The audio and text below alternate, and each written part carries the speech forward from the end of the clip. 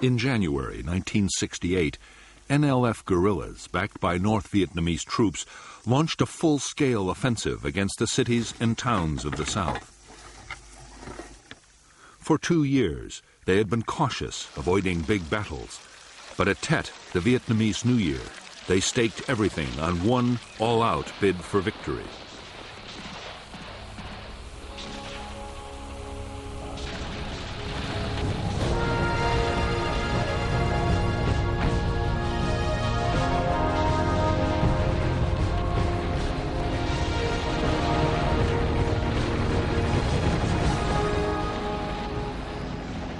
The Tet Offensive was one of the most stunning surprise attacks ever launched by an army. More than 80,000 guerrillas and North Vietnamese troops were thrown against the forces of the South Vietnamese government and their American allies.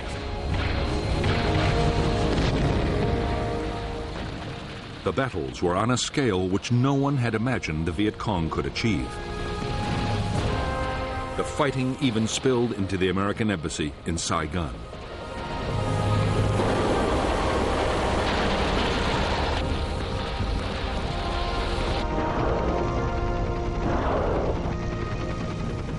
The Tet Offensive turned into a military catastrophe for the Viet Cong.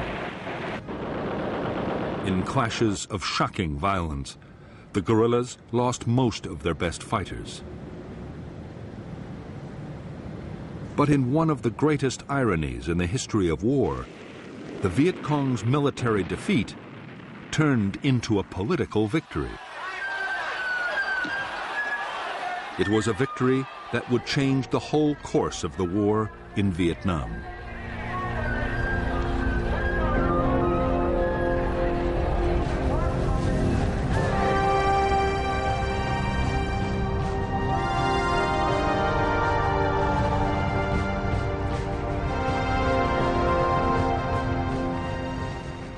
American forces in South Vietnam had spent 1966 massively building up their numbers. Men and supplies poured in. Bases, airfields, and port facilities were expanded at a frantic pace.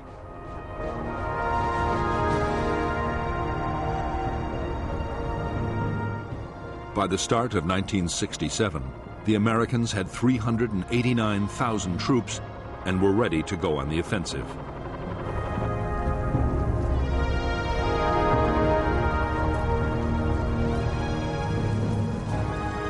The American aim was to defeat the NVA and NLF force by now numbering nearly 128,000. For 7 years, the NLF had been fighting to overthrow the government of South Vietnam and reunite the South with the North. The North was backing them with supplies and men, and had sent units of the North Vietnamese army to fight inside the South.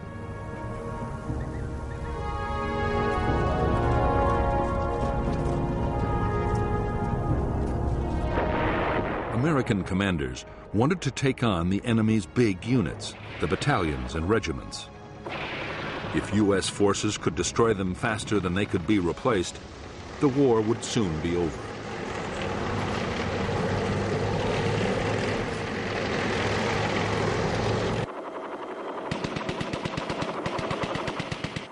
In fact, the American strategy had quickly run into trouble.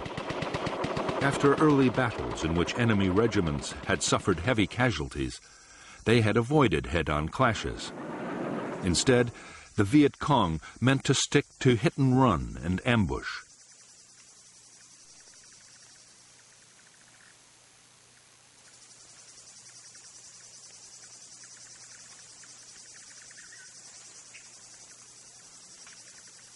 The Viet Cong's tactics caused American casualties to rise sharply. Instead of big battles, there were snipers, booby traps, and surprise attacks. The Americans grew increasingly frustrated as they mounted countless search and destroy operations, took casualties, and still failed to find important guerrilla units.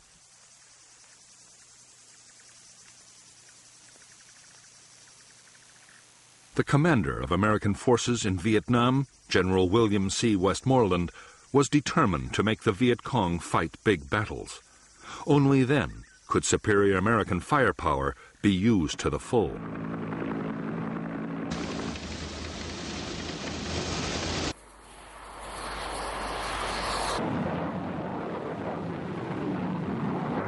One answer, Westmoreland believed, might be to attack in force into the Viet Cong's traditional base areas. These, he was sure the Viet Cong would fight to defend.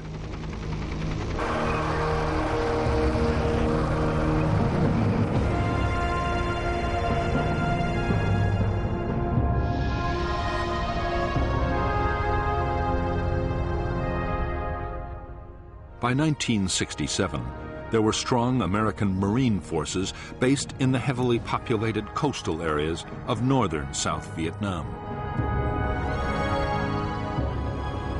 In the Central Highlands, there were Army units, including the Air Cavalry Division. However, the greatest concentration of U.S. Army strength was in the Saigon area, and it was there, between the capital and the Cambodian border, that the Americans launched their biggest operations.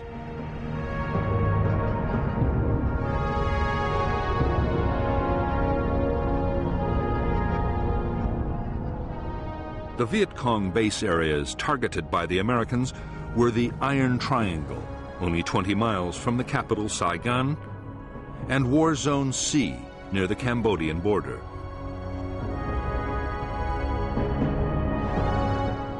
Along with War Zone D, these areas held strong NLF regional forces and the elite 9th Division.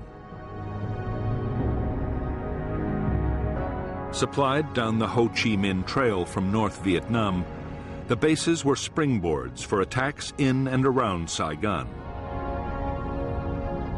In January 1967, the Americans launched Operation Cedar Falls into the Iron Triangle. Between February and May, Operation Junction City swept War Zone C.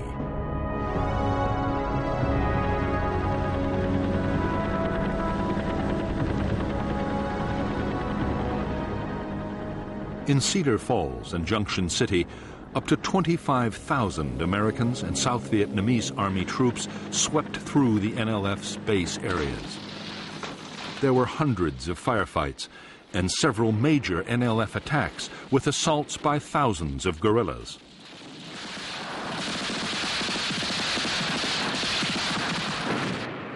But the Americans never did succeed in trapping any of the big units. The Viet Cong regiments melted away into forests and swamps or over the border into Cambodia, where the Americans were forbidden to follow.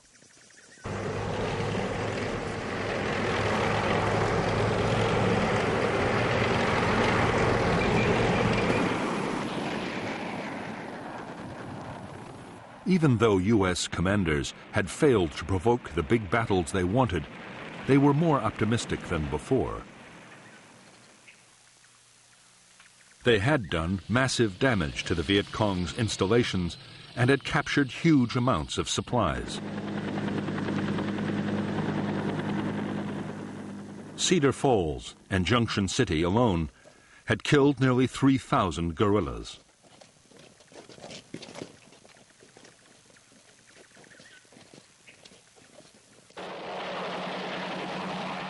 U.S. forces had also blunted an enemy initiative further north, where the war was between the Americans and the North Vietnamese Army.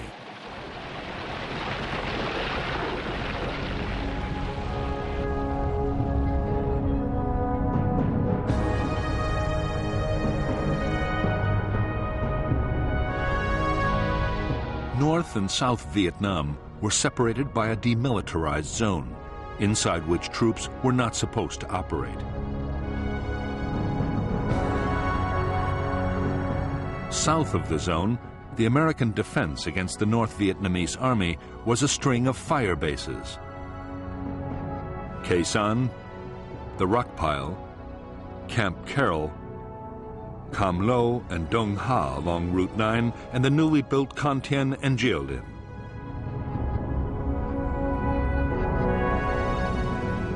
All were controlled by Special Forces units and later the 3rd Marine Division, which constantly swept the surrounding area. Between January and May 1967, 2 North Vietnamese divisions operating out of the DMZ launched heavy bombardments of these bases. Ground assaults at Con Thien and Khe Sanh were only driven off after massive aerial bombardments. Afterwards, the Marines continued to patrol aggressively.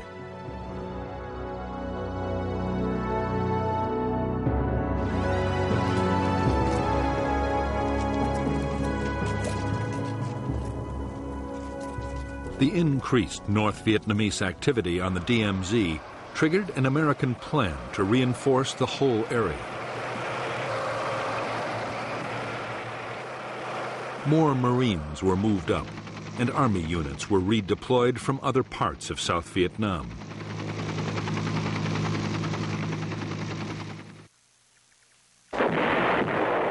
Meanwhile, in the Central Highlands, the Americans intercepted North Vietnamese Army units moving in from Cambodia. In late May 1967, there were 9 days of continuous battles which left hundreds of North Vietnamese soldiers dead. While American ground operations were piling on the pressure in the first half of 1967, the U.S. air campaign against North Vietnam had also been stepped up. The aim of the bombing was to force the North to stop supporting the war. In fact, the bombing and the massive ground assaults were having exactly the opposite effect.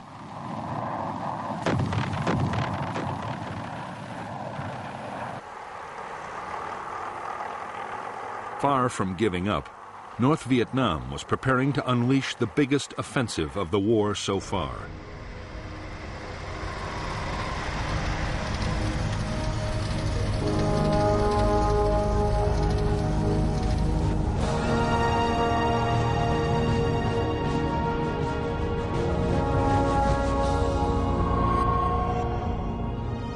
Time and again, Ho Chi Minh, the aging North Vietnamese president, had proclaimed that the Vietnamese people were prepared to fight for 20 years.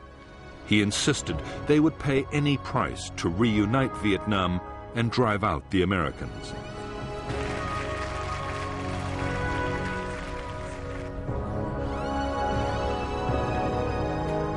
Privately, however, Ho and most of the Hanoi leadership had come to believe that the war could not go on in the same way for much longer.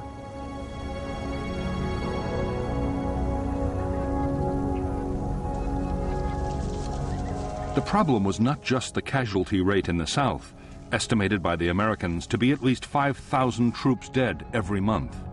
Such losses could be sustained for a long time yet. The biggest fear was that the safe base areas in Laos and Cambodia, or perhaps even in the north itself, might soon be invaded by the Americans.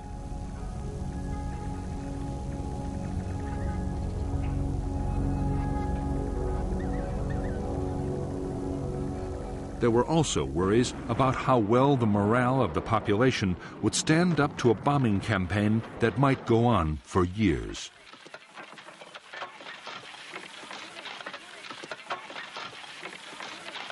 The North's leaders foresaw that they might have to negotiate with the Americans sooner or later. But before that happened, they were determined to make one more attempt to win the war on the battlefield. In July 1967, the Politburo, led by Party First Secretary Lee Duan, proposed an all-out offensive in South Vietnam timed for early 1968.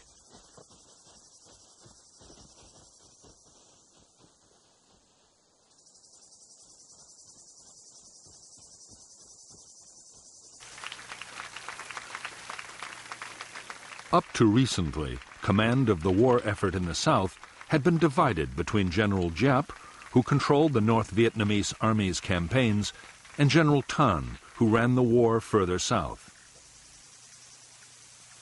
And there had been disagreement between them about the planned offensive. But just as preparations got underway, General Tan died of heart disease in a Hanoi hospital. For years afterward, it was thought in the West that he died as the result of an American bombing raid on his southern headquarters. As well as the loss of a charismatic leader and the shock to the Viet Cong's command, it was an ironic turn. Now Giap was solely responsible for planning the entire campaign.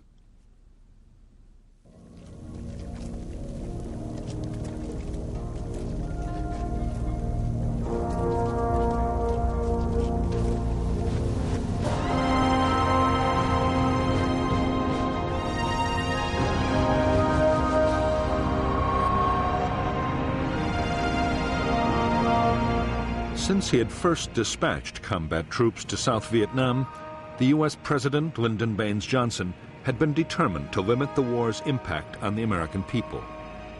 He had refused to call up the reserves and had never pushed for any formal declaration of war by Congress. Despite mounting casualties, the U.S. never officially declared war on Vietnam. Up to now, Johnson's approach had seemed to pay off. There was some anti-war feeling, but nothing so serious as to threaten the president's policy.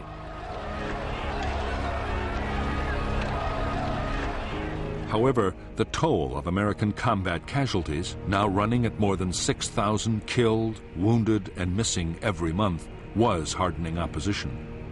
The draft call had been increased, yet so far no real attempt had been made to get the American public's support for the war or its aims.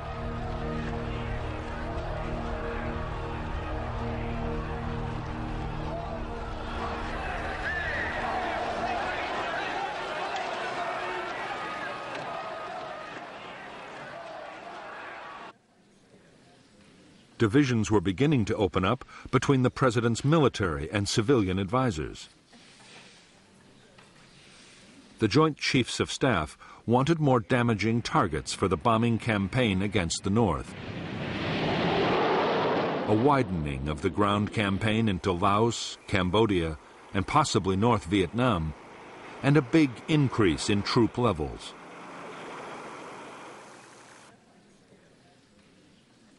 On the other hand, the Defense Secretary, Robert McNamara, strongly opposed escalating the war.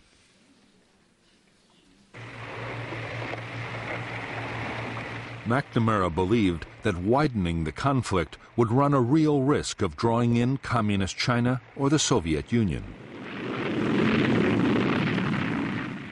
He also believed that the war might be a long one, and that if the American people were to support it, the cost would have to be kept down. That meant no wider war and a big effort to prepare the South Vietnamese army to take over more of the fighting.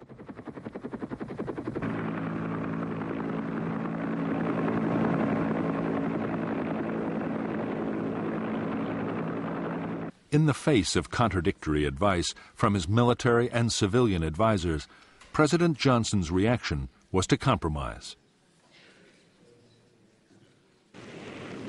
The bombing war would be intensified to include a whole range of targets which would hit the North Vietnamese war effort hard. On the other hand, there would be no expansion of the ground war. The army would get fewer than 50,000 extra men, and the reserves would not be called up.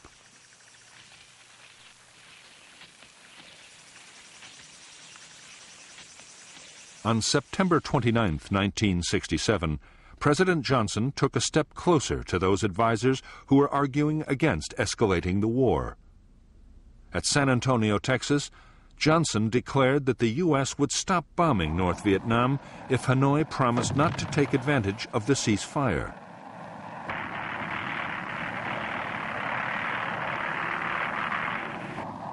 There was no response from Northern leaders.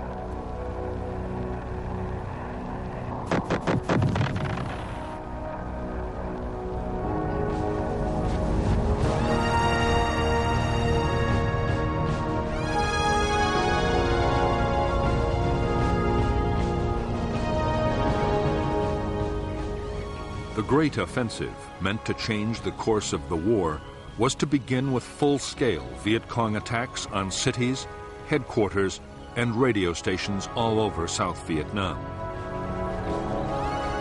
The shock of the offensive would cause the South Vietnamese army to collapse. Government troops would be encouraged to mutiny, and some might even be persuaded to turn their guns on the Americans. At the same time as the military offensive, the signal would go out for a nationwide uprising by the people of South Vietnam. It would be led by the secret youth leagues and workers' groups already in place in the cities.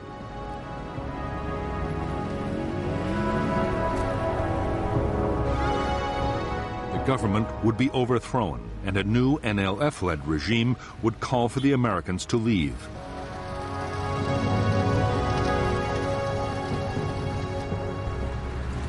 NLF planners believed that with the world looking on, the Americans would have little alternative but to go.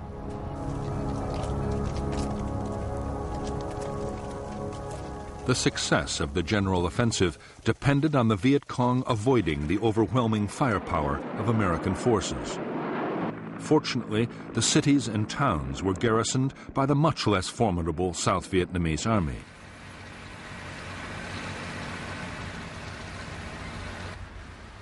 Still, General Giap meant to take no chances. Large numbers of American troops would be drawn away from the populated areas by carefully planned diversions.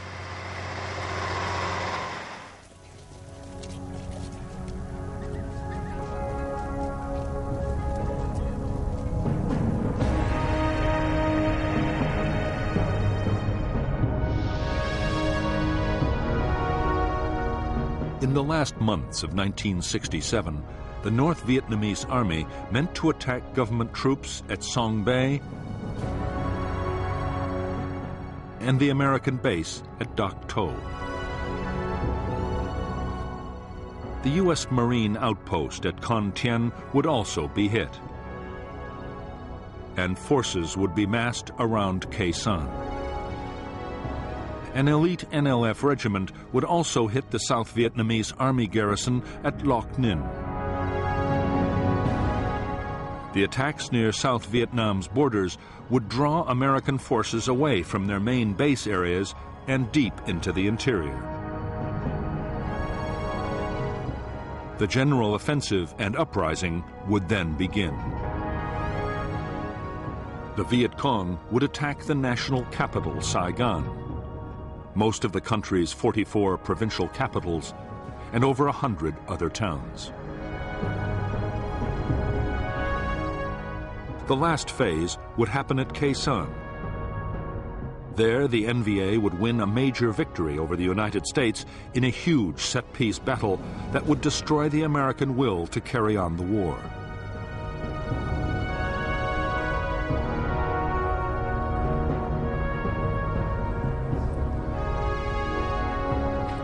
General Giap was sure that surprise would be the key to a successful offensive. His plan was to choose the one time when no attacks would be expected, the New Year festival of Tet.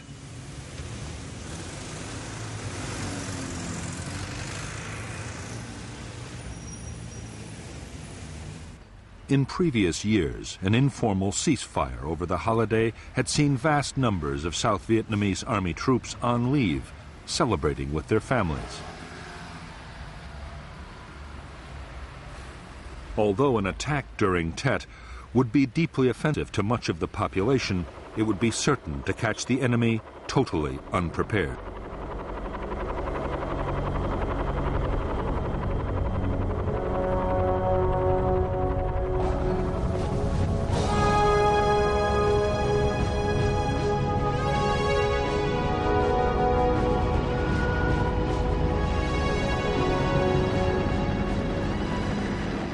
Now that Washington had refused to widen the ground war, General Westmoreland was forced to carry on trying to win in the same way as before. His forces would continue to mount relentless offensives meant to cause the guerrillas such losses they would have to give up.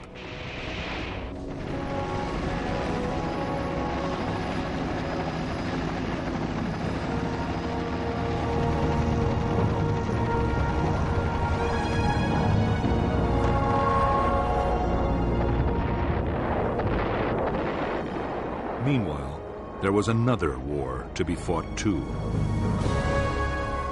The NLF still controlled a quarter of the villages in Vietnam.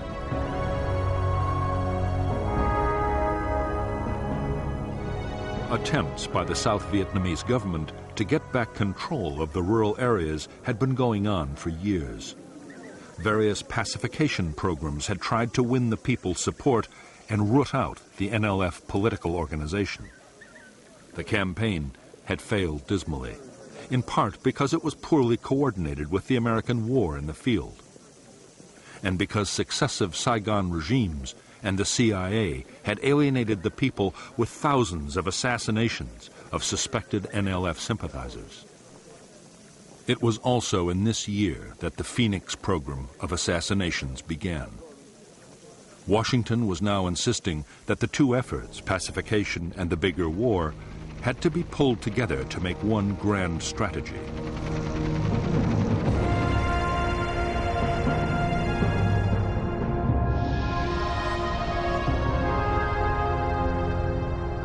American military planners had always seen the main force Viet Cong in the interior of South Vietnam as the biggest danger.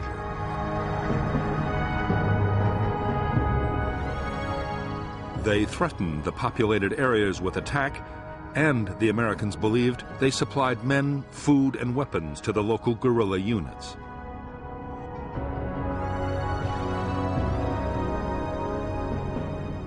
In the new plan, the American role would still be to keep main force Viet Cong away from the populated areas. However, there would now be more emphasis on what happened behind the American shield. The village guerrillas would be driven out by the South Vietnamese army and militia. Local security would be strengthened and pacified areas would spread out until they encompassed most of the populated regions of South Vietnam.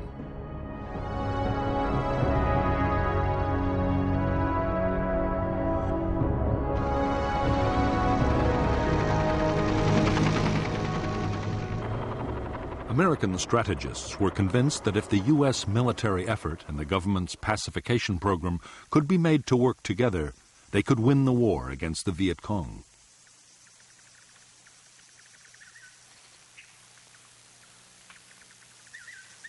To succeed, they would have to get the cooperation of sometimes skeptical military commanders.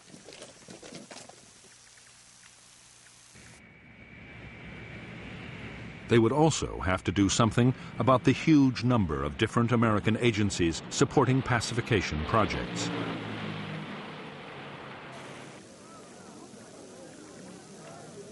All American support for pacification and its multi-million-dollar budget was now placed under one man.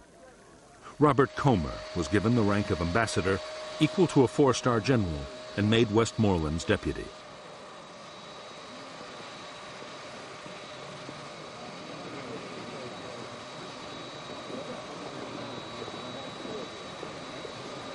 Everyone knew that Comer faced an enormous task, but in Saigon and Washington there was real optimism. It looked like the United States at last had a strategy that could deliver a solid victory in Vietnam.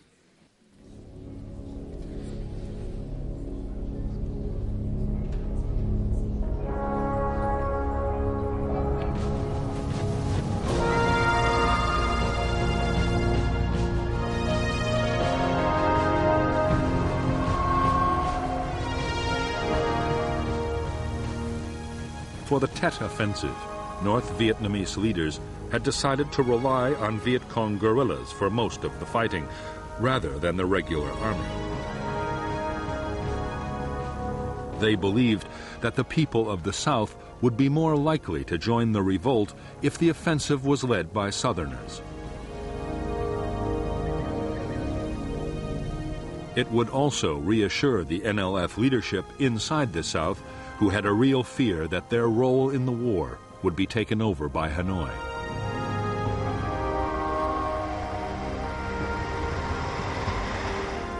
By late 1967, the NLF and the North Vietnamese Army together fielded 128,000 main force troops in South Vietnam, most of them in 152 infantry battalions. There were also hundreds of thousands of regional and local guerrillas, male and female, who would play a major part in the Tet Offensive.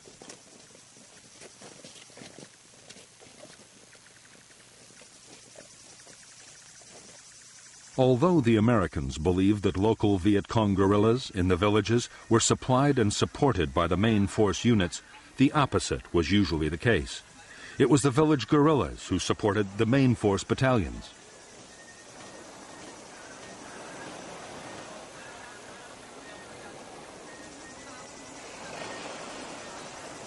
They collected rice taxes from the local farmers, built up supplies, and provided scouts and screening forces for the big units.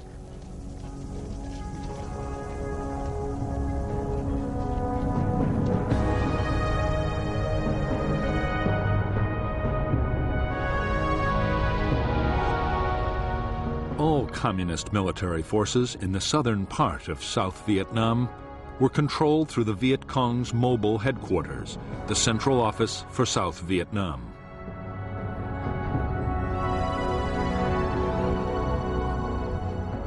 Operations further north were commanded from a North Vietnamese Army headquarters inside the demilitarized zone. For the Tet Offensive, the NVA would deploy elements of the 341st Division, supported by Viet Cong sapper battalions just below the demilitarized zone. 3 more divisions and a regiment would be deployed around the U.S. Marine base at Khe Sanh. Further south, 2 divisions, supported by Viet Cong sappers and artillery units, were spread out along the coast, and another was deployed in the Central Highlands.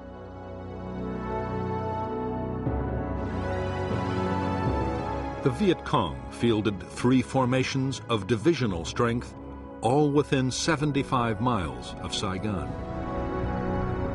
Countrywide, they also had 30 independent main force battalions and more than 60 regional and local battalions. Altogether, the equivalent of 10 divisions.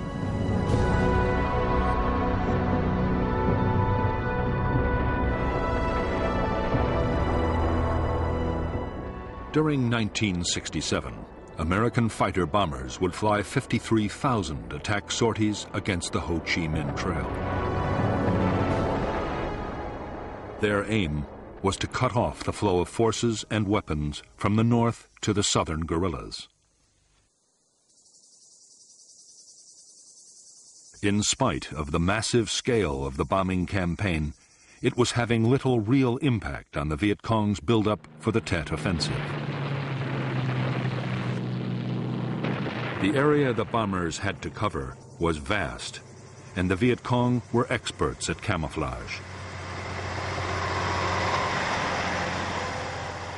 In the month of July 1967, 480 trucks made the long and arduous journey from North Vietnam to the south. By the end of the year, traffic would soar to 3,000 trucks a month. In fact, on the eve of the offensive, many Viet Cong and North Vietnamese Army units would have a surplus of modern weapons and equipment.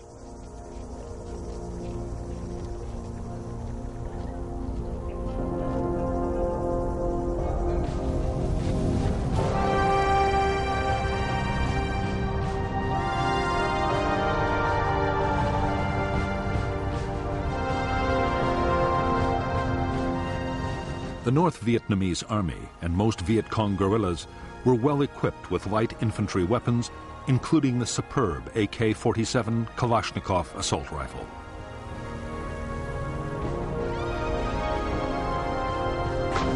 They also had a range of medium and heavy machine guns.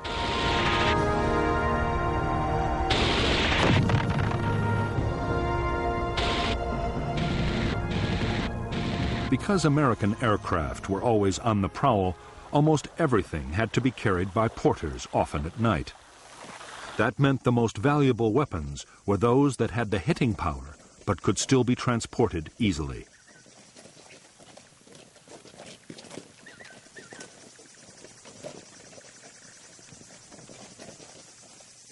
The Soviet-made rocket-propelled grenade launcher, the RPG-2, and its replacement, the RPG-7, were lightweight and highly effective against armor and bunkers. Designed to be fired by one man, the rocket had a range of more than 500 meters.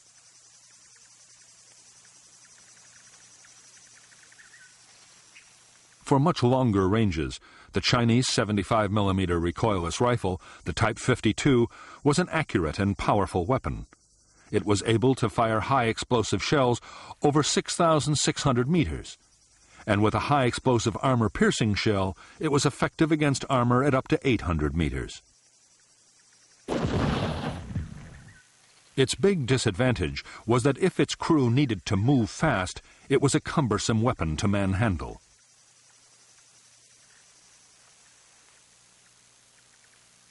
In the rugged terrain of South Vietnam, mortars were by far the most useful of all heavy weapons.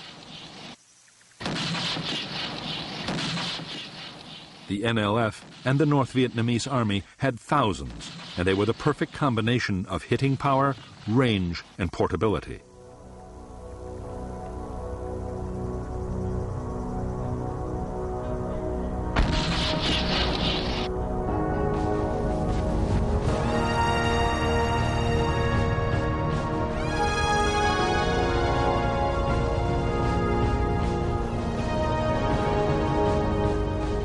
Although Viet Cong forces in the South were estimated by the Americans to have lost more than 60,000 men in 1967, they had still managed to keep up their overall numbers. Thousands of North Vietnamese Army troops had been sent down the Ho Chi Minh Trail to join the guerrillas, and they now accounted for more than 1 in 5 Viet Cong.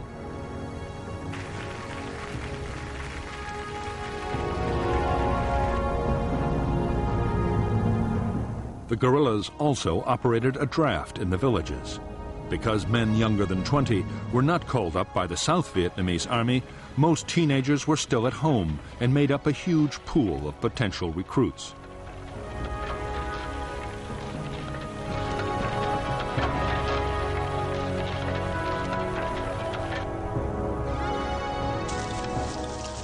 Local NLF guerrillas were given only a basic minimum of infantry training. Later on, though, if they were recruited to a main force unit, they could get up to a month of advanced instruction.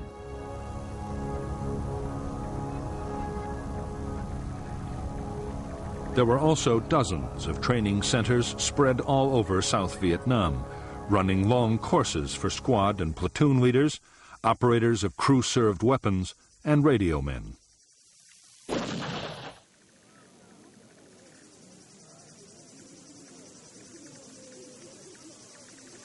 To make sure the guerrillas understood what they were fighting for, all training courses included political instruction.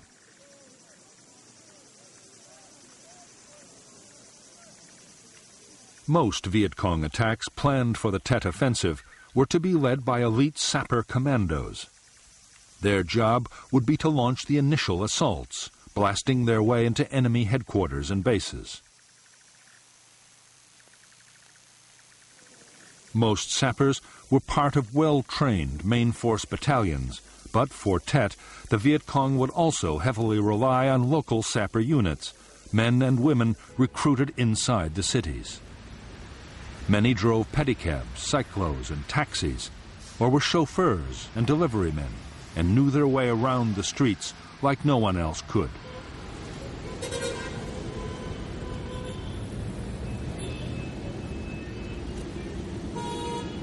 During the year, as casualties had mounted under the intense pressure of the American onslaught, the morale of the Viet Cong had suffered badly.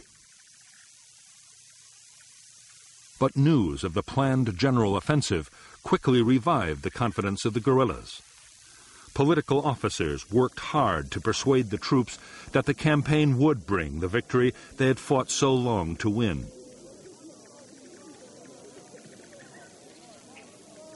In the run-up to Tet, the rate of desertion from Viet Cong units fell away almost to nothing.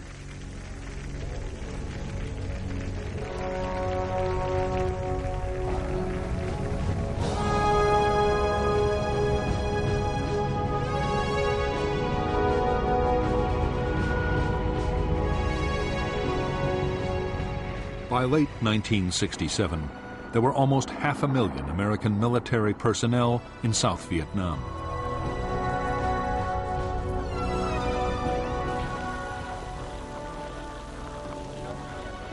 Of these, only 1 in 7 were combat troops.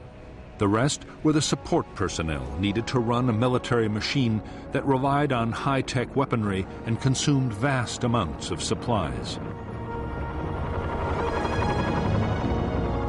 By now, American forces in Vietnam were expending 45,000 tons of ammunition and burning 60 million gallons of fuel every month.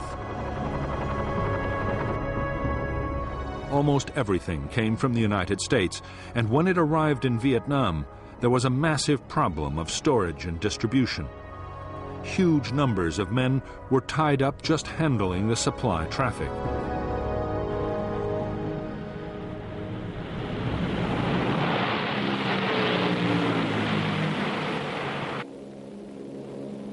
Protecting the dozens of big American installations scattered all over the country and securing major road links was another enormous drain on manpower.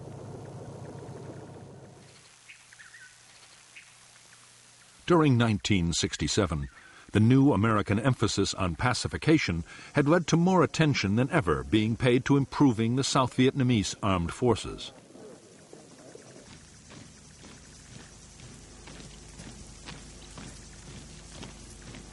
The armed forces now numbered more than 340,000 soldiers, and there were also nearly 300,000 regional troops and other militia.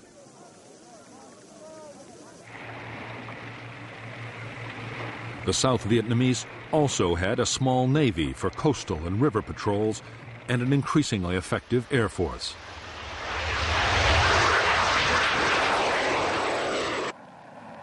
Its pilots were now flying a quarter of all combat sorties inside South Vietnam.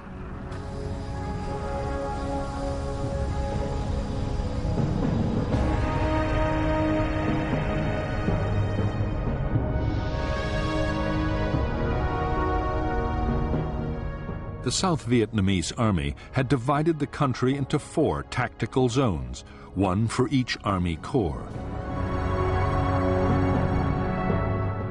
The most northerly zones each deployed 2 divisions, while the zones further south each had 3. The South Vietnamese Air Force had 5 fighter squadrons and the Navy a force of coastal patrol boats.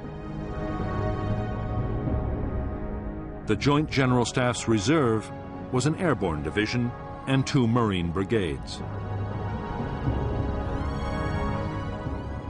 For easy coordination, the American Military Assistance Command Vietnam had created a Marine amphibious force and 2 field forces to match 3 of the South Vietnamese Army's tactical zones. Altogether, the forces deployed 2 Marine and 7 Army divisions, 2 brigades, an armored cavalry regiment, and a special forces group. As well as the Americans, there were 2 Korean Army divisions and a Marine brigade, 3 Australian battalions, and contingents from New Zealand, the Philippines, and Thailand.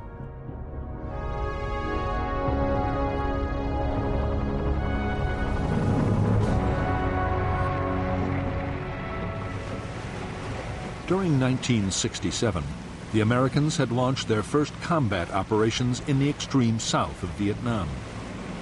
Up to then, the maze of rivers and canals in the Mekong Delta had been left to the South Vietnamese Army.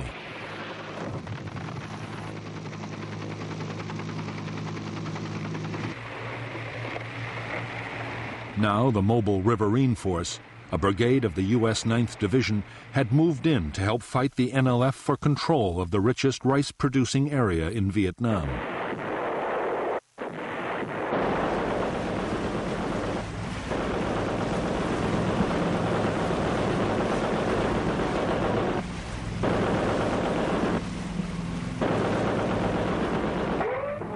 The Mobile Riverine Force was unique in the U.S. Army.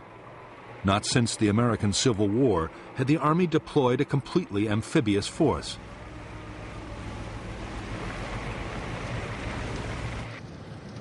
It had its own base, a man-made island.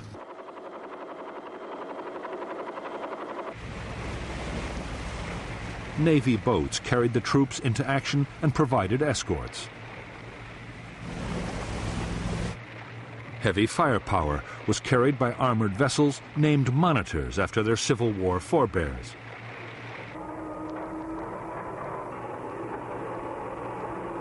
During the Tet Offensive, the Mobile Riverine Force would see heavy fighting.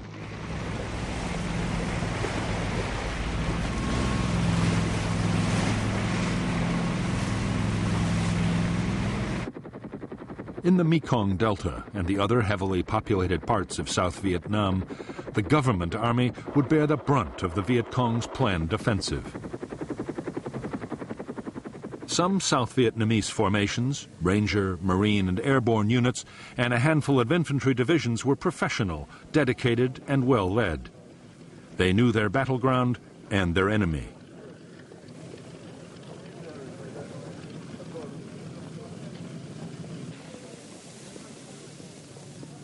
But 6 of the Army's 11 divisions were in poor shape, suffering from corrupt and incompetent officers, desertion, and obsolete equipment.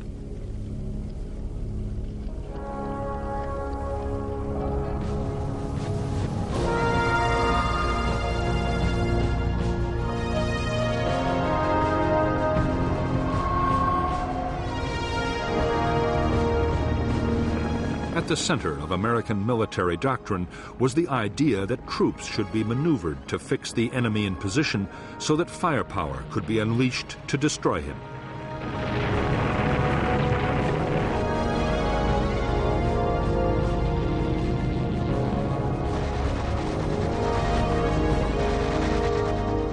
In defense, too, heavy firepower played a critical part. Every American infantry division in Vietnam could call on massive support from aircraft and sometimes from long-range artillery. Divisions had their own artillery as well, mostly 105mm weapons, and the divisions always set up fire bases before every operation.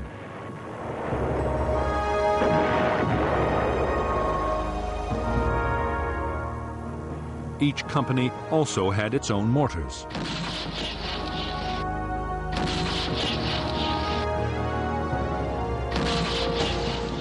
Tanks were used by almost every American division in Vietnam.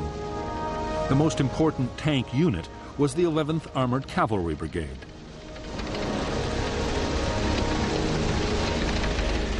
All of them used the M48, a 44-ton vehicle with a 90mm gun. In spite of early doubts about how tanks might fare in Vietnam, their firepower and armor were invaluable for securing roads and escorting convoys.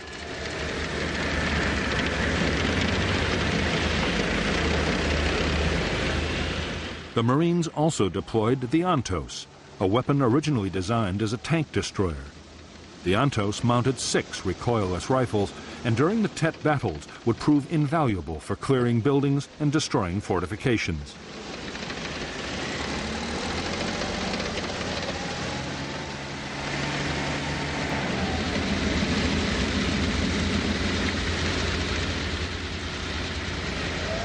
Of all the armored vehicles deployed in Vietnam, the most useful by far was the M113 Armored Fighting Vehicle, known to American troops as the Track.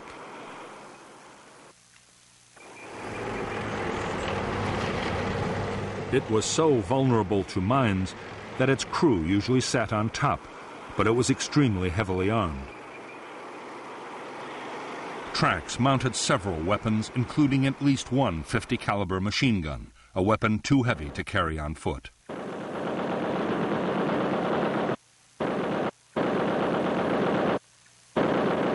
The 50 was incredibly destructive, able to cut a tree in half hundreds of yards away.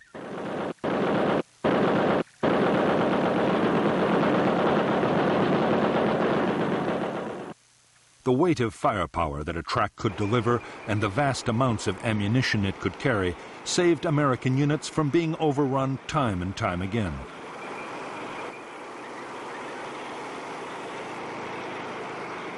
One weapon highly valued by the crews of armored vehicles and by foot soldiers was the M79 grenade launcher, called the Duper from its sound.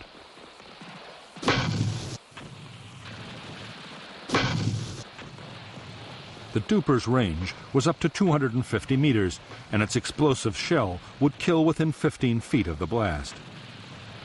A good grenadier could hit a target the size of an open window at 100 meters and fire a shell every 3 or 4 seconds.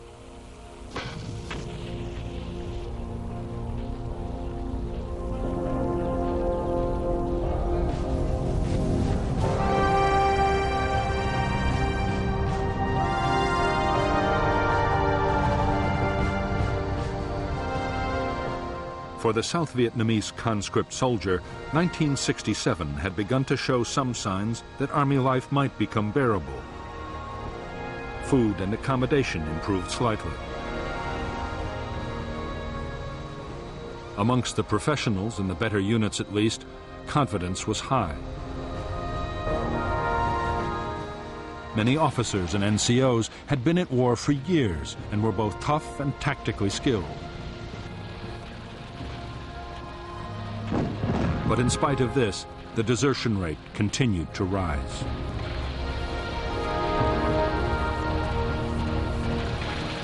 While the South Vietnamese conscript served 4 years, the United States Army had stuck to its policy of bringing soldiers home after one 13-month tour of duty.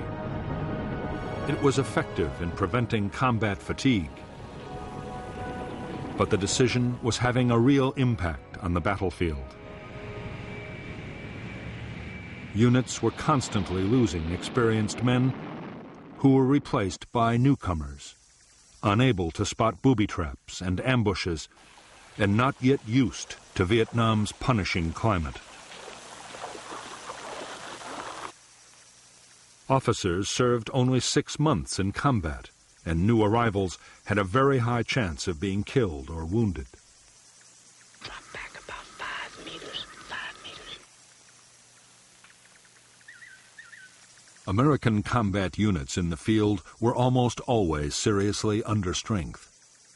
With operations running all the time, and the men perpetually short of sleep, exhaustion was beginning to tell on morale. So too was boredom and sometimes disillusion. Returning again and again to the same places on exhausting search and destroy sweeps often seemed utterly pointless.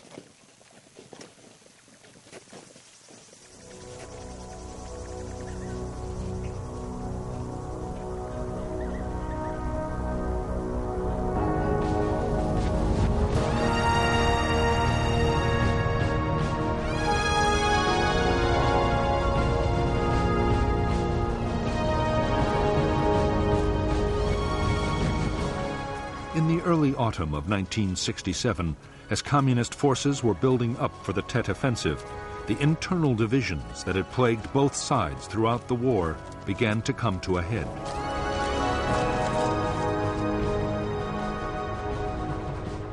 In Hanoi, 200 senior officers were arrested in a crackdown on opponents of the Tet strategy. In Washington, Robert McNamara, the increasingly disillusioned Defense Secretary, had lost the confidence of the President and would soon resign.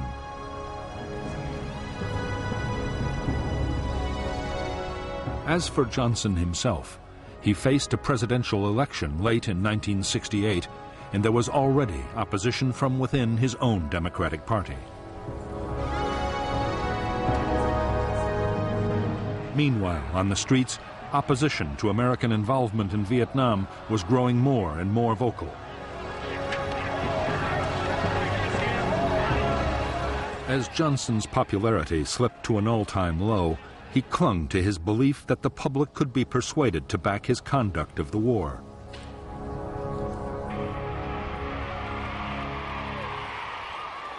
He embarked on a huge public relations campaign in which Washington and Saigon pumped out masses of information, all supporting the line that the war was being won.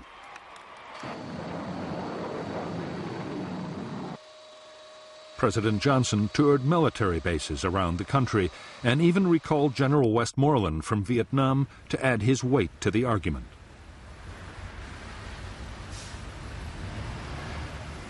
Speaking to one influential gathering after another, Westmoreland assured his listeners that the end was almost in sight. What the general did not know was that halfway around the world, in the forests and mountains of South Vietnam, the first phase of the communist offensive had already begun.